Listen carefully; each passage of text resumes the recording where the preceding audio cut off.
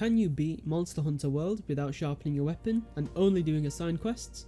Today I'll be taking on that challenge and seeing if it is possible. So be sure to smash the like, subscribe buttons guys, it would be extremely appreciated as this video did take around 16 hours in total to create.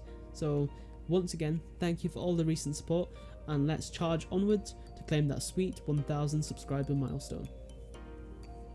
Getting straight into the rules. Beating the game means defeating Xeno'jiiva as expected. I can only do assigned quests, so cannot replay any quests twice, and cannot deliberately get monster parts from part breaks and then return from the quest to keep the materials as if I've never completed the quest in the first place. I am allowed to play as I like in terms of items, armor and weapon choice as long as it's Blade Master. I cannot use any sharpening affecting skills such as handicraft or even armor skills such as Mind's Eye, where if I got 4 Rathalos pieces for example, I would have been able to slash through anything regardless of my sharpness, and I won't be getting any bounces, so that's not allowed. I cannot use investigations as a loophole for not being able to do quests twice, and I am not allowed to use the tent as a means to get my sharpness to reset, and finally, I am not allowed to kill any monsters if I do an expedition. So I got right into the new start with the character customization, and after creating my poor man's Cloud Strife, we set off on our quest to be the greatest Pokemon master. And just to add a bit of spice, I started off with no armor, but spoiler alert, I just equipped my leather armor later on when I realized all the options they give you in the character creation screen are in your equipment box anyways. Getting right past the Zora intro and onto our first quest, we have to slay 7 Jagras. So I wandered into their habitat and slaughtered them, leaving Mama Great Jagras with a nice surprise when she returns.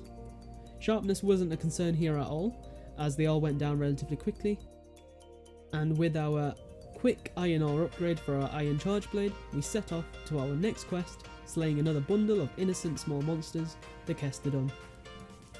Accusing them of robbery, I served justice in quick medieval fashion, having a bit of sharpness issues when bonking them on the head and giving them brain damage just before death. But once again, this was a cakewalk, as any damage they did to me was not really anything to be any concern to me. So we went back to Mama Great Jagras. Her spongy hide was sliced nicely through, and we did not need to worry too much about our sharpness. Still, as even on red, we could cut through no problem, but trust me, it did get harder later on, as we did get to more beefier monsters and some more toxic monsters. Koshala. Right, so next we got over to Kulu Yaku and Puke, who followed suit just as Mama Jagras did, but Kulu did actually grab a rock, meaning I would deflect and lose sharpness very quickly if I did connect with it, but this was something that a little slinger shot could easily fix. Puke did actually get us down to red sharpness, but we managed to pull it off with a few bounce offs to build our files and elemental discharges to end her pathetic life. And of course we had Anjana, who just loved to show up randomly and just attack everything in sight. Now we moved on to the Wildspire Waste, where we fought Baroth and Duratotus, but before this, I thought back to all the hardship my hunter faced when fighting Kulu and Puke. All the bounces must have caused a lot of emotional issues, so something had to be done. I crafted Mama Jagras' charge blade and set off to the desert. So all seriousness, escorting the cart was not fun. Turns out you actually need to fully guide the cart until you get to the big area at the end, and I may have ran off numerous times at different times escorting the cart to see if the cutscene would trigger, and I also may have spent around 20 minutes on this segment alone. But moving on, we got to Baroth. This monster was smooth sailing, having just hit red when we had slain it, so it was decent. I had to focus on the arms and legs constantly, as hitting the head obviously resulted in deflecting and wasted my sharpness depletion, which was precious as I wanted to make sure only solid arm and leg hits were depleting the bar. Next, we had the Mudfish Larvesi off wannabe Duratotus. So it wasn't necessarily hard here, but we did get quite a lot of bouncing towards the end when we dropped into orange sharpness. But the head was the saving grace here, as with this monster it was extremely soft, regardless of the sharpness level, so once again we got through this guy and on to the next. Back at the ancient forest, we went to face Toby from Naruto. Let's just say our defense was a bit outmatched, and it tail whipped me so hard I was sent into an alternate reality where I was shopping for armor. Equipped with whatever we could scrounge up, as once again we can only do one quest once, so we can't really farm for gear. We ended up coming out with a bone waist, legs, helmet, Baroth chest, and generic hunter gauntlets. Returning to avenge ourselves, we slaughtered Toby in front of all the forest's inhabitants, only dropping into orange sharpness when it had breathed its final breath. Swiftly moving on to Angie, he was actually relatively easy for the majority of the first encounter until we got to the end where we dropped deep into orange territory with our sharpness and got slapped extremely hard. Lying to myself it was a dream, I went to face Anjanath again and killed it this time round. Now finally we could fight one of the greatest and most entertaining siege monsters in the franchise, Zora Magdaros.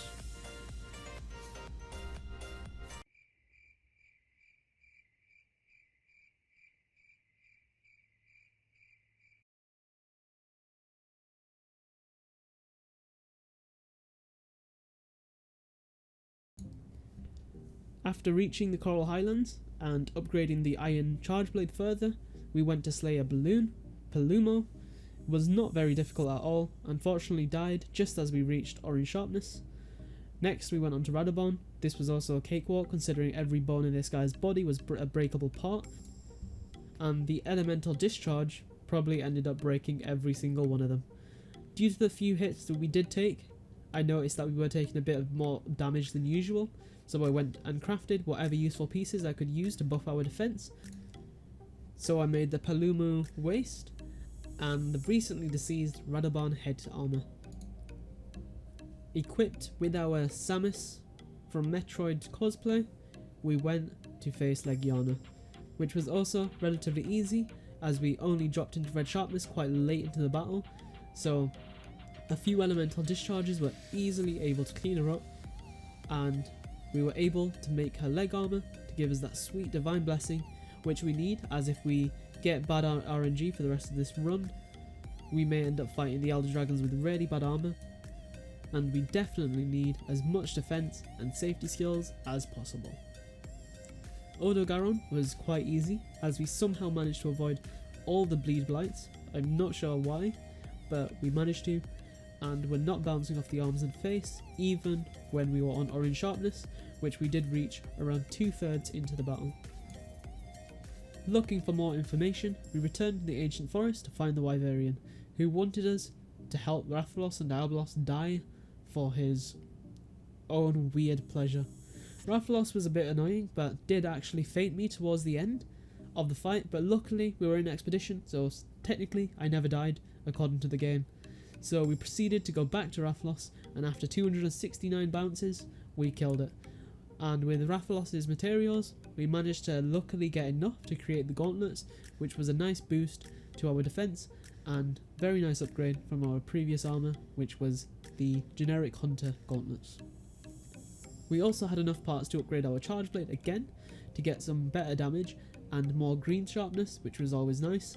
So Diabolos was next on the list and wasn't too difficult, especially with our new charge blade. And after some insane dodges, we were able to kill it and moved on to our second and very generous with that SH on the end. Final scoop of Zora. This played out as eventful as expected, and now we move on to higher rank. Puke went down surprisingly easy, although I did actually faint once due to the Gajalakas bombing me from the sidelines, which was nice. We were only just into yellow sharpness, so there was no sweat there. High rank Anjanath, on the other hand, did actually give us a bit of trouble. His fire breath was no joke, but after selling my spare equipment, upgrading my armor stats and putting on my big boy pants, I shot him in the leg with my slinger and gave him a seizure that led to his death. Giving him a nice teabag with my bouncing red sharpness, we moved on to bigger things. Oh, I just burped just there, but I'm just going to keep it in the video anyways. Right, so next we've got Pink Raytheon. This was actually much easier than expected, and I was able to even chop off her big, fat, thick, hard tail. Although I won't lie, I may have called Legiana for backup and she did not disappoint. She definitely did not. Finally, we reached the big boy Elder Dragons, so I sold everything I owned and upgraded my charge blade and upped my armor defense, and then we went out to meet the base game flagship Nergigante. So this guy gave me quite a bit of trouble at first, especially considering my defense was quite low to where it should be, but with perseverance and special forces tactics, I was able to disarm and apprehend Nergi with just getting into orange sharpness. Next, I went to fight the worst, most toxic, annoying, most annoying, running out of words in my short vocabulary list monster, Koshala Deora. So this guy isn't even powerful, he just spams his gust of winds everywhere, so my hunter is just holding his head every step, trying to keep his Metroid looking ass from getting his head blown clean off. With 3 attempts, I was able to tame this beast with some finesse. After the first 2 fails, I did order some sumo leggings that gave me artillery, and bought more armor stats for all my gear by selling every monster part I had in my chest, as it wasn't like I was going to make any armor with them, given I can't do any additional quests on top of the assigned quests. So I just had to get lucky with each of the assigned quests and get enough parts from one quest to be able to make one piece of gear. So with my new Amazon Prime leggings, I was able to destroy Deora, and just look at this wall run, look at this cinematic jump final slash. Yes, you should subscribe. And with yellow sharpness, thanks to the use of wall bangs and falling obstacles, we move on to Teostra. Luckily, we were able to craft some Deora legs, which gave us evade extender on top of a massive defense boost, which was amazing. Teostra was a cakewalk. Like, this guy honestly never learns with flash pods. He will just get flashed, break free, try fly away again to the other area, and this would just be on repeat again and again and again until he escapes, which he did relatively quickly because I couldn't get my stuff unsheathed quick enough. But with an extremely well-timed dragon pod straight through the throat and with very little orange sharpness left, we went on to Valhazark. Smoky Cloud Boy was extremely easy, to the point I felt bad how many super elemental discharges I was getting off on the poor guy. Not going to lie, I did let my guard down in the final phases of the fight and did maybe faint twice in very quick succession, which is a bit awkward considering I just said it was very easy, but I promise you it was all intentional, and my intentions were just to make Hazak feel his last bit of joy before I helped him die. Honestly. So we managed to get the kill with our weapon only making it a slight bit through orange right at the end, so I considered it a plus, as this guy is very soft everywhere. So orange didn't really make too much of a difference other than the damage, of course. I couldn't let the 2 feints be swept under the rug, so I made sure to finish it up the bum.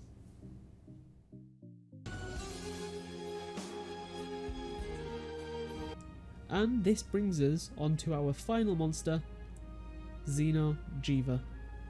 Before departing on this mad one, I once again sold any monster parts I'd picked up and bought the armor and power charms to guide me to the light, being the end of the challenge. I also managed to gather enough Fusium ore to finish off upgrading the Iron Charge Blade to max before starting the quest. The quest itself was quite easy, as many of you are probably aware. Xeno was no Fatalis level endgame monster, or even final boss should I say, and wasn't even close to the level of Shara for Iceborne's endgame, or once again final boss. I'm surprised I actually made the same mistake twice in the recording, but I'm just going to leave it in there because why not. I managed to comfortably finish this challenge on orange sharpness, which I hit towards the end of the battle, and with one swift and deadly final elemental discharge straight into the heart of Jiva, we completed the challenge. So can we beat Monster Hunter World without sharpening and only doing assigned quests? Yes. Was it annoying? Yes. This definitely was a fun challenge though, guys, don't get me wrong, except for the Deora segments of course, and the very entertaining Zora Magdaros fights. But I hope you guys did enjoy the video. It did take me quite a long time to make, roughly around like, I'd say 14 hours, 15 hours, just as playing through the game itself was a bit long. The editing part was not too bad, but collectively it was relatively long. So if you could smash the subscribe button, it would be extremely appreciated, and be sure to let me know any other challenges you want me to create. I'll try to do at least one challenge every month, as they do take quite a bit of time to make, especially if I'm having to play through the entire game. So yeah, thank you so much for watching, guys, and I'll see you in the next one. Bye.